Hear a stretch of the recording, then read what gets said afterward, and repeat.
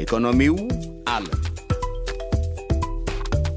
ባለወረቶች የግምጃ ቤት ሰነዶች በቀጥታ እንዲገዙ ለማመቻቸት በተዘረጋው ጸጋ ካፒታል በተካሄዱ ያለፉት 4 ጨረታዎች መንግስት ከግለሰባዊና ተቋማዊ ኢንቨስተሮች ከ125 ቢሊዮን ብር በላይ እንደተበደረ የብሔራዊ ባንክ ገዢ ኢዮብ ተካልኝ ተናግረዋል።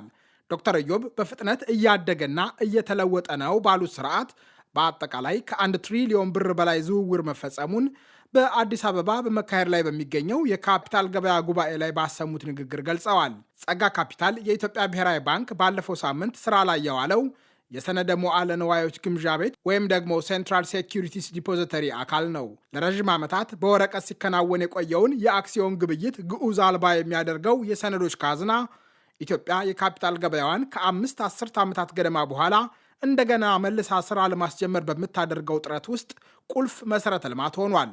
የኢትዮጵያ ሴኩሪቲስ ኤክስቼንጅ በሐምሌ 2017 በይፋ ስራ ሲጀምር ለገበያ ካቀረባቸው መካከል የመንግስት የግምጃ ቤት ሰነዶች ይገኙበታል።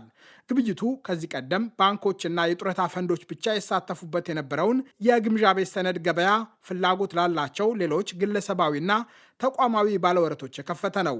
የገንዘብ ሚኒስትሩ አቶ አህመድ ሽዴ ገበያው የውጭ ብድር ላይ ጥገኛ ሆኖ ለቆየው መንግስታቸው ሁነኛ አማራጭ ሊሆን እንደሚችል በአዲስ አበባ በመካሄድ ላይ በሚገኘው የካፒታል ገበያ ጉባኤ ላይ ተናግረዋል። የካፒታል ገበያ ልማት የረዥም ጊዜ ዕዳ ዘላቂነትን ለማረጋገጥ የመንግስትና የግል ዘርፍ አጋርነትን ለማጠናከርና ዘላቂ እድገት ለማራመድ ትርጉም ያለው መንገድ ያቀርባል። በሀገሪቱ መገበያያ ገንዘብ የሚወጡ የዕዳ ሰነዶችን በማስፋፋት በውጭ ብድር ላይ ያለንን ጥገኝነት በሂደት በመቀነስ ወደ ሀገር ውስጥ የፋይናንስ ምንጮችን እንዘራለን።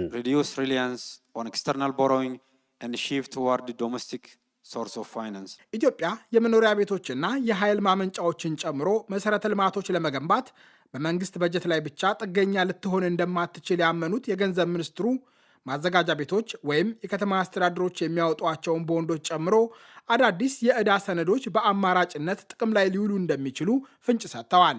ከገንዘብ ሚኒስቴር በተጨማሪ ብሔራዊ ባንክ፣ የኢትዮጵያ ካፒታል ገበያ ባለሥልጣንና የአፍሪካ ልማት ባንክን የመሳሰሉ በርካታ ተቋማት የሚሳተፉበት ካፒታል ገበያ የማቋቋም ሂደት የመንግስት የኢኮኖሚ ማሻሻያ አካል ነው።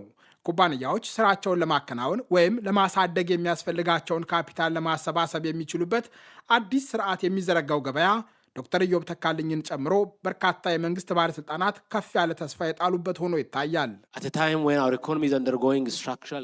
ኢኮኖሚያችን መዋቅራዊ ሽግግር በሚያደርግበት ወቅት ካፒታል ገበያዎች ገንዘብ በማሰባሰብ የገንዘብ አቅርቦትን በማሻሻልና የመዋዕለ ንዋያችን እድገትና የሥራ ዕድል ፈጠራን ወደሚፈጥሩ ዘርፎች በማምራት ዋነኛ ኃይል እየሆኑ ነው። የመንግስት የዕዳ ሰነዶች በኢትዮጵያ ሴኩሪቲስ ኤክስቼንጅ በኩል ተመዝግበው ለሽያጭ የቀረቡበትን ስርዓት ዶክተር ኢዮብ ታሪካዊ ብለውታል።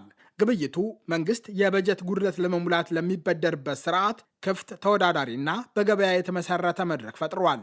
የመንግስት የዕዳ ሰነዶችና አክሲዮኖች የሚወጡበትና የሚሸጡበትን ስርዓት የሚቀይረው ካፒታል ገበያ ሀገሪቱ ስትከተል የቆየችውን መንገድ ማስተካከል ይጠይቃል። እስካሁን በነበረው አሰራር ኩባንያ ማቋቋም የሚፈልጉ አደራጆች ወይም መስራቾች የሚያስፈልጋቸውን ገንዘብ ለመሰብሰብ የአክሲዮን ድርሻዎችን ሲሸጡ ቆይተዋል። ባንኮችን ጨምሮ በርከት ያሉ የአክሲዮን ማህበራት የተመሰረቱት በዚሁ የአሰራር ስልት ነው። በገበያ ውስጥ የሚገኙ የአክሲዮን ማህበራትም ይሁኑ ወደፊት የሚቋቋሙ ኩባንያዎች ሰነደ መዋዕለ ንዋዮቻቸውን በኢትዮጵያ ካፒታል ገበያ ባለሥልጣን ማስመዝገብ ይኖርባቸዋል። ባለሥልጣኑ እስከ ህዳር 16 ድረስ መዋዕለ ንዋዮቻቸውን ያላስመዘገቡ የአክሲዮን ማህበራት ላይ ህጋዊ እርምጃ እንደሚወስድ ጥብቅ ማስጠንቀቂያ ሰጥቷል። በኢትዮጵያ ካፒታል ገበያ ባለሥልጣን መመሪያ መሰረት የአክሲዮን ማህበራት በመጀመሪያ ደረጃም ሆነ በሁለተኛ ደረጃ ገበያ ለመሳተፍ ከ50 በላይ አክሲዮኖች ሊኖራቸው ይገባል። ከዚህ በተጨማሪ የአክሲዮን ማህበሩን ዓላማ፣ ገንዘብ ለመሰብሰብ የሚከተለውን ስልትና እንዴት ጥቅም ላይ እንደሚውል የሚያብራራ የደንበኛ ሳቢ መግለጫ አዘጋጅተው በተቆጣጣሪው ባለስልጣን መጽደቅ አለበት። የደንበኛ ሳቢ መግለጫ የኩባንያውን የኦዲት ሪፖርትና ያለፉት ዓመታትን ትርፍ የመሳሰሉ ቁልፍ ጉዳዮችን ጭምር የሚይዝ ነው። የባለስልጣኑ ዋና ዳይሬክተር ሀና ተህልቁ ባለፉት ዓመታት ተቋማቸው የኢትዮጵያን የፋይናንስ ስርዓት ለማዘመን፣ የቁጥጥር ማዕቀፍን ለማጠናከር እንደዚሁም ለጠንካራና ተአማኒ ካፒታል ገበያ መሰረት ለመጣል የሚያስችሉ እርምጃዎችን ሲወስድ እንደቆየ ተናግረዋል። ንቁ፣ ተደራሽ፣ ከቀጠናዊና ዓለም አቀፍ የፋይናንስ ስርዓቶች የተሳሰረ ገበያ የማቆም የአንድ ወቅት ራዕይ አሁን እውን ሆኗል ሲሉ ተደምጠዋል። ሀና የሚመሩት ባለስልጣን ከሰነደ መዋዕለ ንዋዮች በተጨማሪ ወደ 15 ገደማ በሚሆኑ የሥራ ዘርፎች ለሚሰማሩ የካፒታል ገበያ አገልግሎት አቅራቢዎች ፈቃድ የሚሰጥ ነው። 13 አካባቢ የሚሆኑ የካፒታል ገበያ አገልግሎት አቅራቢዎች ፈቃድ ተሰጥቷቸው በግሉ ዘርፍ ተሳትፎ የሚመራ ኢንዱስትሪ ተከፍቷል። አስፈላጊ የገበያ መሰረተ ልማቶች ስራ ጀምረዋል። የ3 ኩባንያዎችን የመጀመሪያ ምዝገባ ያጠናቀቀው የኢትዮጵያ ሴኩሪቲስ ኤክስቼንጅ ባንኮች እርስ በርስ በሚበዳደሩበት ስርዓት ከ1 ቢሊዮን ብር በላይ ዝውውር አመቻችቷል።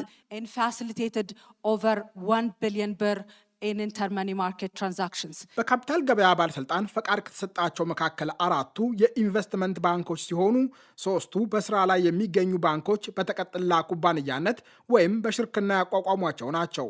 4ቱ ተቋማት አዋሽ ካፒታል አክሲዮን ማህበር፣ ሲቢኢ ካፒታል ኢንቨስትመንት ባንክ፣ ፈርስት አዲስ ኢንቨስትመንት ባንክ እና ወጋገን ካፒታል ኢንቨስትመንት ባንክ ናቸው።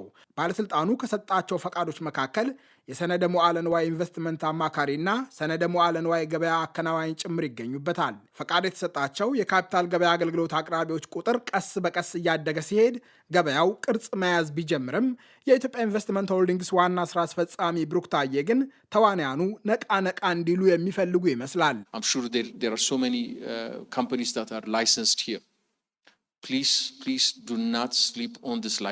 ፈቃድ የተሰጣቸው በርካታ ኩባንያዎች እዚህ እንደሚገኙ እርግጠኛ ነኝ። እባካችሁ በተሰጣችሁ ፈቃድ ላይ አተኙባቸው፣ ስሩባቸው። ቡድኖቻችሁ ማዋቀራችሁን እርግጠኛ ሆኑም። አንዳንዱ ነገር በጣም አሳፋሪ ነው። ምክንያቱም እኛ ስለማገዝ እየተነጋገርን ነው። የሰነደ መዋዕለ ንዋዮች ደላላ እንፈልጋለን፣ አማካሪዎች እንፈልጋለን። ነገር ግን ፍቃድ ስለተሰጣችሁ ብቻ ስራው አብቅቷል ማለት አይደለም። ራሳችሁን ስራውን በሚገነዘቡ ብቁ ባለሙያዎች ማጠናከር አለባችሁ። ስትራቴጂዎቻችሁ ላይ ተዘጋጁ፣ ሐሳብ አቅርቡ።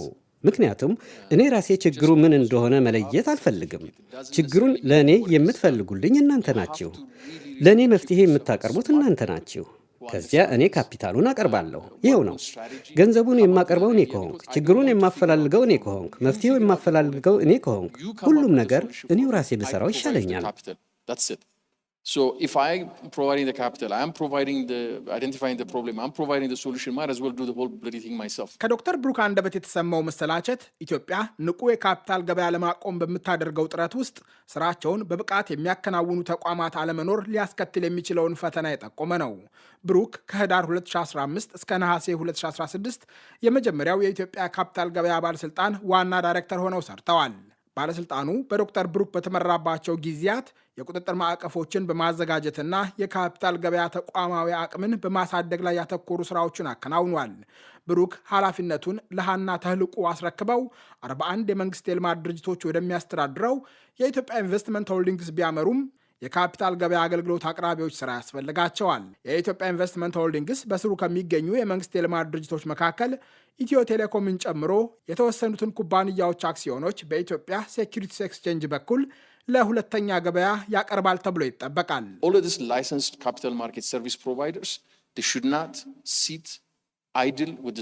እነዚህ ሁሉ ፍቃድ የተሰጣቸው የካፒታል ገበያ አገልግሎት አቅራቢዎች ፍቃዳቸውን ይዘው ዝም ብለው መቀመጥ የለባቸውም። ብቁ መሆንና በእነዚህ ፍቃዶች ስራቸውን ማከናወን አለባቸው። ሚናቸው ሄደው ደንበኛ ማፈላለግ፣ ማስተዋወቅና ማስተማር ነው። ገንዘቡ እዚህ አለ። ያን ገንዘብ ማሰባሰብ ትችላላችሁ። ከዚያም ይህ ገበያ ሲያድግ ታይቷላችሁ። የኢትዮጵያ ካፒታል ገበያ ባለስልጣን ፈቃድ ሳይሰጣቸው የአክሲዮን ማህበራት አክሲዮኖችን ለሽያጭ የማቅረብ የማስተዋወቅና የማገበያየት ስራ ላይ ለተሰማሩ ጥብቅ ማስጠንቀቂያ ሰጥቷል። ህብረተሰቡ ሰነደ መዋዕለ ንዋይ ለማገበያየት የሚያስተዋውቁና የሚያገበያዩ እንደዚሁም የተለያየ የኢንቨስትመንት አማራጮችንና እድሎችን እናቀርባለን የሚሉ ግለሰቦች ወይም ድርጅቶች ጋር ከመዋዋሉ በፊት ፈቃድ የተሰጣቸው መሆናቸውን እንዲያረጋግጥ መክሯል። ፈቃድ ሳይሰጣቸው በካፒታል ገበያ ተግባር እየተሳተፉ ያሉ አካላትን ለይቶ ለማወቅ በማህበራዊ መገናኛ ዘዴዎች ጭምር ክትትል እያደረገ እንደሚገኝ ባለስልጣኑ አስታውቋል። ባለስልጣኑ እንዳለው ያለ ፈቃድ በካፒታል ገበያ ተግባራት ላይ መሰማራት እስከ 15 ዓመታት በሚደርስ እስር የሚያስቀጣ ወንጀል ነው። አድማጮች፣ የዛሬው መሰናዶ ተጠናቀቀ። እሸቴ በቀለ ነኝ። ጤና ይስጥልኝ።